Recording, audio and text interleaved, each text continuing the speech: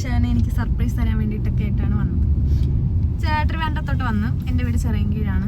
അപ്പം ഇന്ന് നമ്മൾ തിരിച്ച് ഷാനായ കോട്ടയത്തോട്ട് കൊണ്ടാക്കി ഞാൻ യാസിയും കുറച്ച് കറങ്ങാലോ എന്നൊക്കെ വിചാരിച്ച് അങ്ങ് വന്നതാണ്. അപ്പം നമ്മളിപ്പോൾ പൊയ്ക്കൊണ്ടിരിക്കുകയാണ്. അതെ, നമ്മൾ പോയിക്കൊണ്ടിരിക്കുകയാണ് കോട്ടയത്തോട്ട്. ഇപ്പം എവിടെ എത്തി? നമ്മൾ എവിടെ എത്തി? കൊട്ടാരക്കര. യാസിക്ക് കുറച്ച് നാണുണ്ടെന്ന് തോന്നുന്നല്ലേ?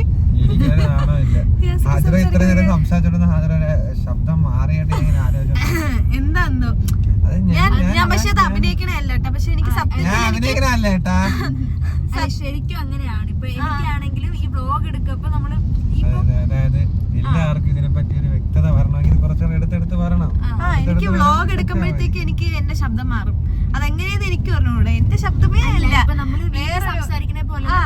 പുറത്തൊരാളെ സംസാരിക്കണ ആ ഒരു ഡിഫറൻസ് ഇങ്ങനെ വരും ഇതില്. അതെന്തെന്ന് എനിക്ക് പറഞ്ഞൂടാ. അങ്ങനെ ചിലപ്പോ ഞാൻ ഈ ഇടയ്ക്കിടയ്ക്ക് കട്ട് ചെയ്തായിരിക്കണം. കാരണം നമ്മുടെ കയ്യിൽ സ്റ്റാൻഡ് ഒന്നും ഇല്ലാത്തതിനാൽ ഞാൻ ഇടയ്ക്കിടയ്ക്ക് എന്റെ കൈയാണ് എന്റെ സ്റ്റാൻഡായിട്ട് ഉപയോഗിക്കുന്നത്. അതിനാൽ എന്റെ കൈ കഴിക്കും. അതുകൊണ്ട് ഞാൻ കട്ട് ചെയ്തായിരിക്കും ഇടുന്നത്. മലയാള ക്ലാസ്സിലാണ് ഇവിടെ വന്നത്. നമ്മള് സംസാരിക്കുന്നത് നിങ്ങൾക്ക് മനസ്സിലാവുക എന്നുള്ളതാണല്ലോ ഏറ്റവും പ്രധാനം അല്ലേ? അതാണ് പ്രധാനം. ഇതാണ് യാസി. ഷാന എന്റെ ബെസ്റ്റ് ഫ്രണ്ട് ആണ്. നമ്മൾ സത്യത്തില് 8ാം ക്ലാസ് തൊട്ടാണ് ഞാൻ ആദ്യം ഷാനയെ കാണുന്നത്. പക്ഷേ എന്താണ്, പക്ഷെ അപ്പൊ ആ സമയത്ത് നമ്മൾ ഇത്രയും ഭയങ്കര ഫ്രണ്ട്ഷിപ്പ് വന്നില്ല. Only 13 years old. ഇന്ന് നമ്മള് 22 almost 10 years 9 years of friendship. അങ്ങനെ ഇന്നലെ ഞാൻ ഭയങ്കര സർപ്രൈസ് ആയി. നിങ്ങൾ ആ വീഡിയോ കണ്ടിട്ടുണ്ടാവുമെന്ന് വിചാരിക്കുന്നു. അതെ, നമ്മള് അതെ ഇപ്പൊ നമ്മൾ ഇട്ടിട്ടില്ല കേട്ടോ. ഇപ്പൊ നമ്മൾ ഇത് കഴിഞ്ഞ് പോകുന്ന വഴിയിൽ നമ്മൾ വീഡിയോ എടുക്കുകയാണ്. അപ്പം എന്തെങ്കിലുമൊക്കെ പറയടേ. ഇത് മെയിൻ ആയിട്ട് ഈ വീഡിയോയിൽ ഉദ്ദേശിക്കുന്നതെന്ന് വെച്ചാൽ ഹാജു പറയുവാണ് ഹാജുവിന്റെ എന്താ ഈ സർപ്രൈസ് എല്ലാം ഒന്നുമില്ലടേ. യഥാർത്ഥത്തിൽ എന്തിനു ചെയ്യണമെന്ന് ആലോചിച്ചോണ്ട് നീക്കുകയാണ്. എന്തെങ്കിലൊക്കെ കിട്ടുമായിരിക്കും. അതങ്ങ് വീഡിയോ ആക്കുക, എഡിറ്റ് ചെയ്യുക, ഇടുക. അങ്ങനെയല്ല നമ്മൾ ഇതിൽ ഉദ്ദേശിക്കണേന്ന് വെച്ചാല് നമ്മള് ഹാജുവിന് എന്താണ് ആ ബർത്ത്ഡേ കുറച്ച് കാര്യങ്ങൾ പറയാം.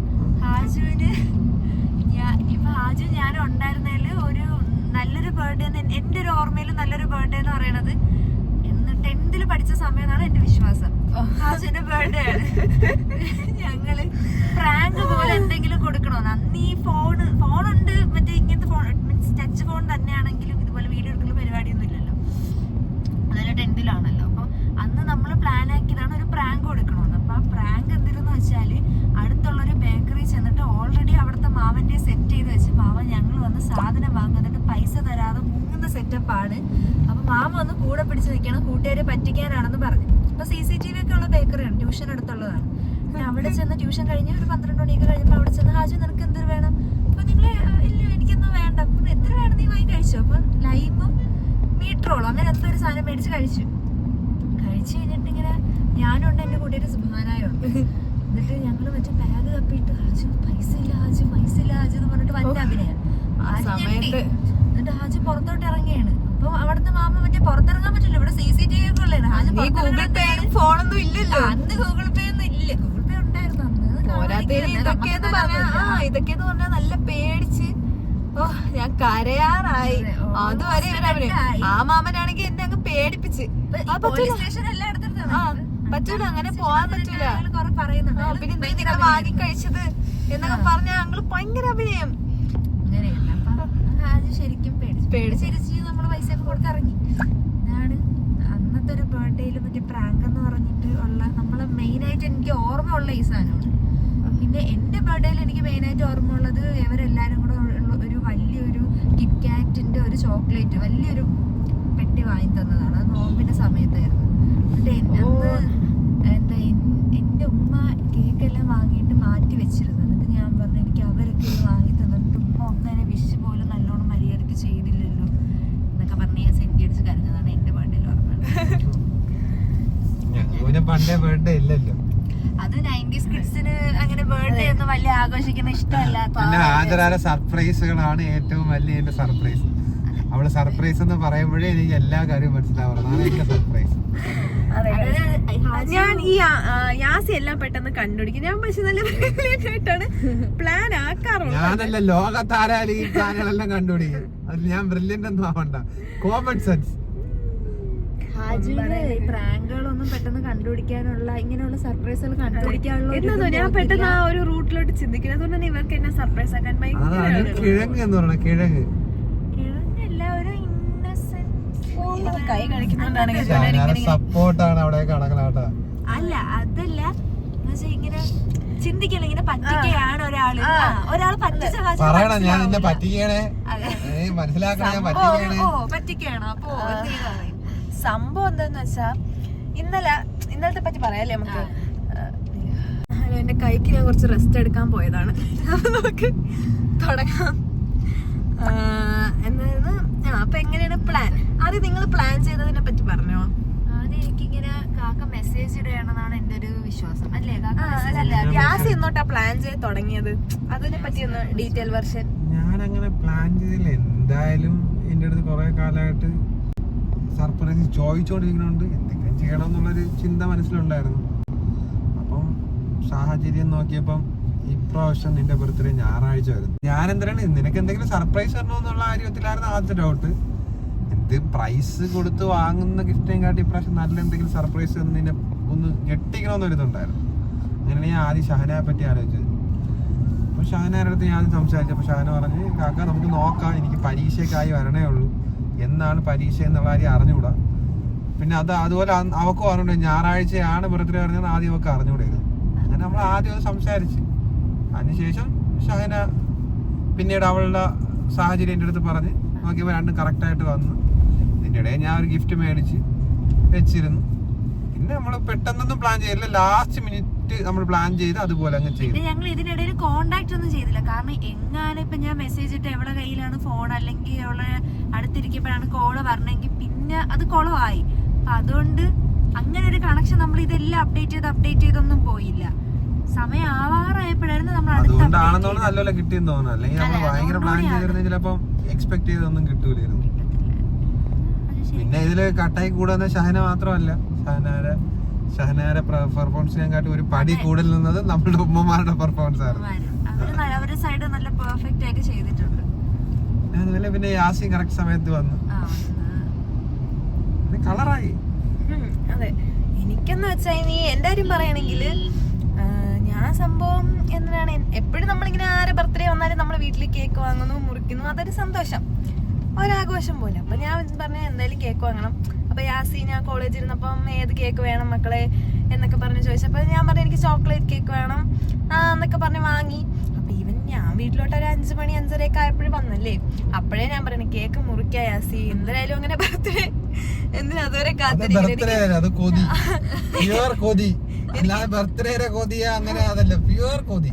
സംഭവം എനിക്ക് കാത്തിരിക്കാൻ വയ്യ. പക്ഷെ എന്താണ് യാസി സമ്മതിക്കില്ല, ഇല്ല പറ്റൂല, അപ്പുറത്തെ ആന്റിയുടെ വീട്ടിലാ വെച്ചിരുന്നത്, നമ്മളെ ഫ്രിഡ്ജിൽ സ്ഥലം ഇല്ലാത്തോണ്ട്. അങ്ങനെ കുറെയൊക്കെ കഴിഞ്ഞപ്പോഴത്തേക്കും രാത്രിയായി. ഞാൻ ഒരു 11:50 ആയപ്പോഴേ കേക്കൊക്കെ എടുത്ത് വെളിയിലൊക്കെ വെച്ച്. യാസി ആണെങ്കിൽ ഇതിന്റെ ഇടയിലുണ്ടല്ലോ, ഇതിന്റെ ഇടയിൽ റൂമിലിരുന്നപ്പോ യാസിക്കിന്റെ ഒരു ഫ്രണ്ടിന് കാല് വയ്യ, അങ്ങനെ ഞാൻ ഒന്ന് പോട്ട് ഹോസ്പിറ്റലിൽ പോകണമെന്ന് പറഞ്ഞ് അത്യാവശ്യമായിട്ട് വിളിക്കുന്നത്. ഞാൻ എന്തായാലും പെട്ടെന്ന് വരാം എന്ന് പറഞ്ഞിട്ടൊക്കെ പോയി. അപ്പോഴൊന്നും ഞാൻ ഇതൊന്നും ആലോചിക്കണില്ല. സംഭവം എന്തിനാണ്, ഷഹനായ വന്ന് വിളിക്കാനായിട്ട് പോയതാണ്.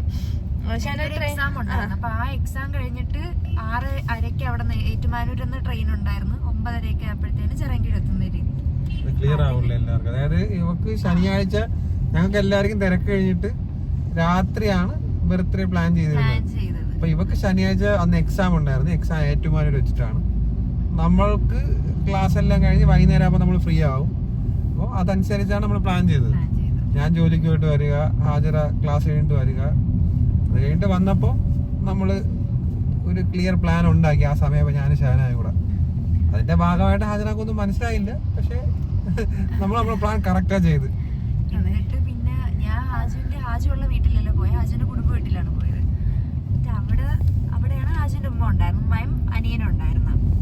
ഞങ്ങൾ അവിടെയാണ് നിന്നത്. അപ്പൊ എന്നിട്ട് ഞാൻ അവിടെ നിന്ന് ഹാജുവിനെ വിളി സംസാരിക്കണുണ്ട്. ഹാജു ഇങ്ങനെ ഞാൻ ഇങ്ങനെ ഹോസ്റ്റലിലാണ്, എക്സാം കഴിഞ്ഞ് പാടായിരുന്നു, ഇനി പ്രൊജക്ട് ചെയ്യാൻ ഇരിക്കുവാണ് എന്നൊക്കെ പറഞ്ഞിട്ട് ഭയങ്കര ഭയങ്കരമായിട്ട് ഞാൻ അത് വിശ്വസിച്ച്. എന്നിട്ട് ഈ സെയിം ടൈം എന്ത് ചെയ്തെന്ന് വെച്ചാല് ഇവിടെ സംസാരിച്ചുകൊണ്ടിരിക്കുന്നതിനിടയിൽ ഞാൻ മ്യൂട്ട് ഇട്ടിട്ട് ഉമ്മാനെ പറഞ്ഞ് ഇവളുമ്മാരെ പറഞ്ഞ് മാമി കാക്കായെ വിളിച്ചോ വരാനായിട്ട് വിളിച്ചോളൂ ഒരു 11:30 ആയ സമയത്ത്. അപ്പൊ ഇവള് നോക്കിയപ്പോഴത്തേക്കും കാക്കാക്ക് അപ്പം വീട്ടിൽ നിന്ന് കോള് വരുന്നു, കാക്ക സംസാരിക്കണം. അപ്പൊ ഞാൻ ഇങ്ങനെ ചോദിക്കുന്നുണ്ട് അതെന്തിനാ അവിടെ സംസാരിക്കണ പറഞ്ഞ് അത് ഉമ്മ ഇങ്ങനെ വിളിക്കണം, ഇന്ന് രാത്രി 12 മണിക്ക് എന്റെ ബർത്ത്ഡേ ആണല്ലോ എന്നൊക്കെ ഇങ്ങനെ ഹാജി പറയണം. ഒരു ശതമാനം പോയി ഷാന വരോന്ന് അറിഞ്ഞൂടാ. അതിനായിരുന്നു ഏറ്റവും വലിയ വിജയം നമ്മളുടെ. ഞാൻ ഈ കേക്ക് മുറിക്കാൻ 12 മണിയായിട്ട് ഇവര് സമ്മതിക്കില്ല. അതിന്റെ ഇടയിൽ മാമി അതിന്നും വലിയ അഭിനയം. എന്തൊരു പിള്ളേരെ 12 മണിയൊന്നും കാത്തിക്കണ്ട, അങ്ങോട്ട് മുറി. കാരണം മാമി അങ്ങനെ നിന്നാലല്ലേ നമ്മൾ സംശയിക്കാതിരിക്കുള്ളൂ. അങ്ങനെ നോക്കിയപ്പോഴത്തേക്കും ഒരു കോളിംഗ് ബെല്ല് തുറന്നപ്പോഴാണ് ഷാന. ആ റിയാക്ഷൻ ഒക്കെ ഈ വീഡിയോയിൽ ഇടുന്നതാണ്. ഈ വീഡിയോ എന്തായാലും ആ വീഡിയോക്ക് ശേഷമായിരിക്കും നമ്മൾ പോസ്റ്റ് ചെയ്യുന്നത്. അതെ, ആ വീഡിയോ കുറച്ചുകൂടി ഡീറ്റെയിൽ ആയിട്ട് മനസ്സിലാവുള്ളൂ. സർപ്രൈസ് ഒക്കെ കിട്ടി. നല്ല സർപ്രൈസ് ആയി, ശരിക്കും സർപ്രൈസ് ആയി. പിന്നെ ആ ഹിന്റ് ഇട്ട് തന്ന ഗെയിം എനിക്ക് ഭയങ്കര അതെല്ലാം യാസിൻകാക്കാണ് അതിന്റെയൊക്കെ മാസ്റ്റർ പ്ലാൻ. ഞാൻ ഇങ്ങനെ ചോദിക്കണുണ്ട് എന്താ കാക്ക എന്തിനാണ് പ്ലാൻ പറഞ്ഞ് നോക്കട്ടെ മക്കളെ എന്തിനാണെന്ന് നോക്കണം എന്നൊക്കെ. എല്ലാം കാക്കയുടെ ആ ഒരു പ്ലാൻ അതെല്ലാം സെറ്റായി കറക്റ്റ് എല്ലാം നല്ലതുപോലെ പറഞ്ഞതുപോലെ തന്നെ ഓൾ സെറ്റായിരുന്നു. അങ്ങനെ ഇപ്പൊ മെയില് യാസിൻ കാക്കയുടെ ബർത്ത്ഡേ വരുന്നുണ്ട്. യാസിൻ കാക്കയുടെ അല്ല യാസിൻ കാക്കയുടെ ബർത്ത്ഡേ ഹാജു എങ്ങനെയാണ് പ്ലാൻ ആക്കി എക്സിക്യൂട്ട് നമുക്കറിയണം. എന്ത് പ്ലാൻ ചെയ്താലും പൊളിയും ഗൈസ്. പൊളിന്റെ ബർത്ത്ഡേ പ്ലാൻ ആയിരിക്കും അടുത്ത വ്ളോഗ്. അടുത്ത ബർത്ത്ഡേ വ്ളോഗ് മറ്റേ ഫ്ലോപ്പ് ആയിട്ടുള്ള ഫ്ലോപ്പ്. അതെ, എപ്പോഴും നമ്മള് നല്ല പെർഫെക്റ്റ് ആവണമല്ലോ, അതുകൊണ്ട് ഒരു ഫ്ലോപ്പ് ബർത്ത്ഡേ പ്ലാൻ. അങ്ങനെ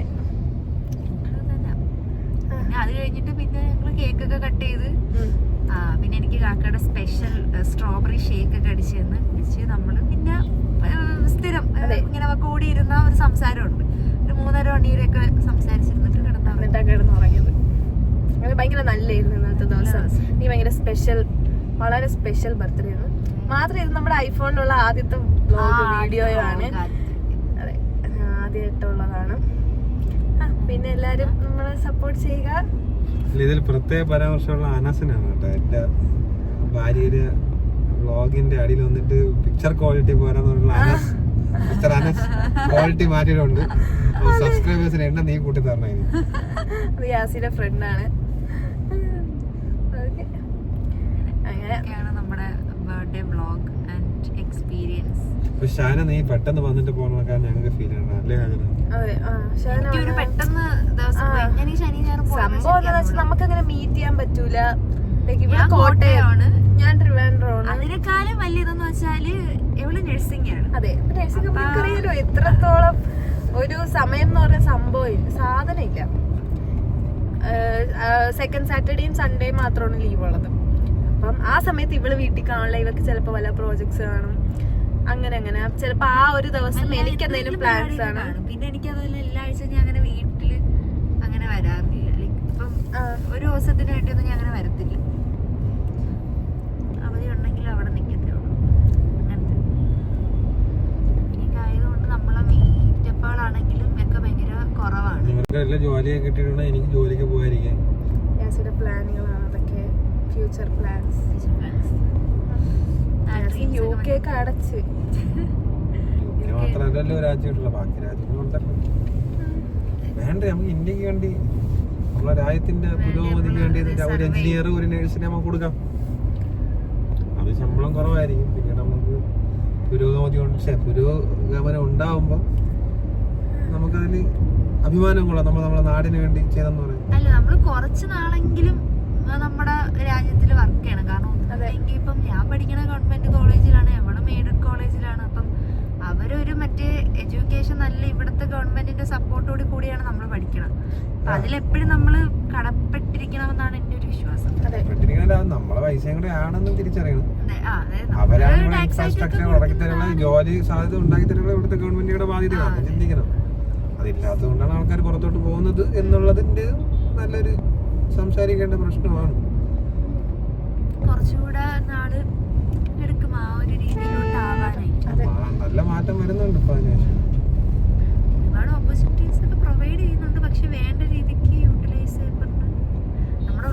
റോബോട്ടിക്സ് ആണ് കേട്ടോ, ഇവളുടെ ഫ്യൂച്ചർ ആണ്. അയ്യോ ഇത് കാണുന്ന എന്റെ ഫ്രണ്ട്സ് ഫ്യൂച്ചർ കേടു. Future robotics and artificial intelligence ഇതൊക്കെ പറയാനേ അറിയാവുള്ളൂ സംഭവം. പിന്നെ മെഡിക്കൽ രംഗം ഞെട്ടിത്തിരിക്കാൻ പോണ ഹാജരയുടെ വരവോടുകൂടിയാണ് അല്ലേ. ആജു ഇനി നഴ്സിംഗിലൊന്നും ഒതുങ്ങത്തില്ല. ഇപ്പം BSc കഴിഞ്ഞ് MSc എടുത്ത് പിന്നെ ഓ നോ MSc, എനിക്ക് ഇത് തന്നെ BSc തന്നെ മടുത്തു ഗൈസ്. BSc തന്നെ മടുത്തു. നമുക്ക് ഒരുപാട് വെച്ചാൽ ഒരു ലോഡ് എഴുതാറുണ്ട്. സത്യത്തിൽ ഈ നഴ്സിംഗ് ഫീൽഡിലോട്ട് വരുന്നതിന് മുന്നേ ലൈക്ക് നഴ്സിംഗിലുള്ള ഇങ്ങനെയൊക്കെയുള്ള കാര്യങ്ങളൊന്നും ആരും ആരുടെ പറഞ്ഞു കൊടുക്കാറില്ല. എന്താ ഞാനൊന്നും കയറിയപ്പോൾ ആരും പറഞ്ഞില്ല. ഇങ്ങനെ ഒരു ലോഡ് എഴുതാറുണ്ട്, ഉറക്കമില്ലാത്ത രാത്രികൾ, മിക്ക ദിവസങ്ങളിൽ 2:30-3 മണിയാവും ഉറങ്ങുമ്പോ. പിന്നെ അവധി എന്ന് പറഞ്ഞ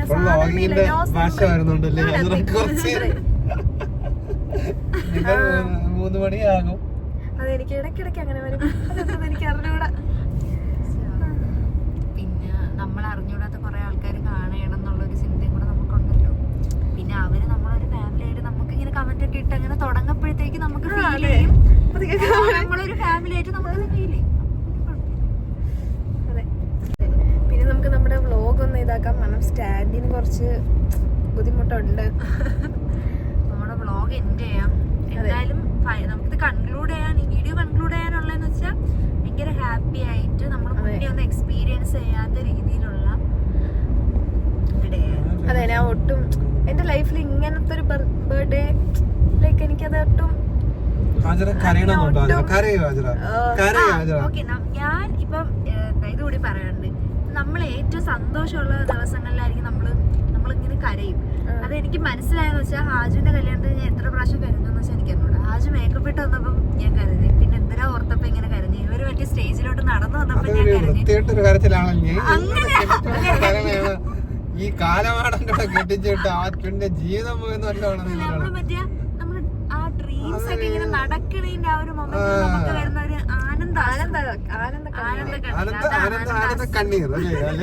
അതെ ആ ഒരു സാധനമാണ് എനിക്ക് വന്നത്. അപ്പൊ അന്ന് ഇപ്പോഴാണെങ്കിൽ ഇങ്ങനെ ഇപ്പൊ വീഡിയോസ് കാണുമല്ലോ, ഇങ്ങനെ മറ്റേ ബെസ്റ്റ് ഫ്രണ്ടിന്റെ ഇതിന് ഇങ്ങനെ കരയുന്ന ബ്രൈഡിന്റെ ബെസ്റ്റ് ഫ്രണ്ടിൽ നിന്ന് കരയുന്ന വീഡിയോസ് ഒക്കെ കാണുമ്പോ എന്റെ അതൊന്നും ക്യാപ്ചർ ചെയ്ത് തരാൻ ആരും ഇല്ലായിരുന്നല്ലോ. ഞാൻ ആ സൈഡിൽ എന്തോ കണ്ടായിരുന്നു. ഞാൻ ആങ്കർ ആയിരുന്നു, കുറച്ച് പരിപാടിയിലായിരുന്നു. അത് വല്ലാത്തൊരു ഇതായിരുന്നു. അപ്പൊ അതുപോലെ ഇന്നലെ ആണെങ്കിലും ഹാജു ഒരു 3-4 വട്ടം കരഞ്ഞു. എന്നെ കണ്ട ഉടനെ പാടി ഞങ്ങള് കരഞ്ഞു. അത് കഴിഞ്ഞിട്ട് പിന്നെ ഉമ്മാക്ക് പിടിച്ചത് അത് ഭയങ്കര ഇമോഷണൽ ആണ്. കാരണം ഞാനും ഉമ്മയും തമ്മില് അത് നിങ്ങൾക്ക് മനസ്സിലാവണമെങ്കിൽ ഇവിടെ പറയണല്ലോ. ഞാനും ഉമ്മയും തമ്മില് ചെറിയൊരു സൗന്ദര്യ പിണക്കം ഉണ്ടായിരുന്നു. അങ്ങനെ ആ പിണക്കത്തിന്റെ ഇടയിലായിരുന്നു ഇങ്ങനെ ഒരു സംഭവം കൂടി ഉണ്ടായത്. ചെറിയൊരു സൗന്ദര്യ പിണക്കം, പ്രത്യേകിച്ചൊന്നും ഇല്ല. മക്കള് തമ്മിലുള്ള വാക്ക് തർക്കം, വഴക്ക്, അങ്ങനെ അത് സോൾവ് ആയി. അവിടെ നിന്ന് സങ്കടം വന്ന് ഒരു 2 ദിവസമായതേ ഉള്ളൂ. അങ്ങനെ അപ്പം അതുമല്ല അപ്പോഴും ഇതായി. പിന്നെ ഈ ഐഫോൺ കൊടുത്തിട്ട് പിന്നെ കൊടുത്തപ്പോ എനിക്ക് കഴിയാൻ പറ്റില്ല. പിന്നെ അവരുടെ ഒരു റൊമാൻസ്, അതും വീഡിയോയിൽ നിങ്ങൾക്ക് കാണാൻ പറ്റുന്നതായിരിക്കും. പിന്നെ നമുക്ക് വ്ലോഗ് എൻഡ് ചെയ്യാം അല്ലേ? കൺക്ലൂഡ് ചെയ്തു. ഓക്കെ. അപ്പോൾ guys, thank you for watching this vlog. നിങ്ങൾ ഒരാൾ കണ്ടാലും നമ്മൾ ഒത്തിരി ഹാപ്പിയാണ്. ചുമ്മാ ഒരാള് കാണാനാണ് അങ്ങനെയല്ല നമ്മൾ പറയണത്. ഒരാള് കണ്ടാലും ആരും കണ്ടില്ലെങ്കിൽ നമ്മളെങ്കിലും ഈ വീഡിയോ കാണും. അവസരം പക്ഷെ അൽഗോരിതം നമ്മളെ കൈ കിട്ടും. അപ്പൊ നമ്മള് വരും. അപ്പൊ ഹാജരുടെ ഹാപ്പി ബർത്ത്ഡേ പറഞ്ഞുകൊണ്ട് നമ്മൾ വ്ലോഗ് നിർത്തിയാണ്. Happy birthday Hajaramma. Thank you guys. അപ്പൊ ശരി, ഓക്കെ, ബൈ. ബൈ പറ എല്ലാരും ഒന്നിച്ച്. ബൈ.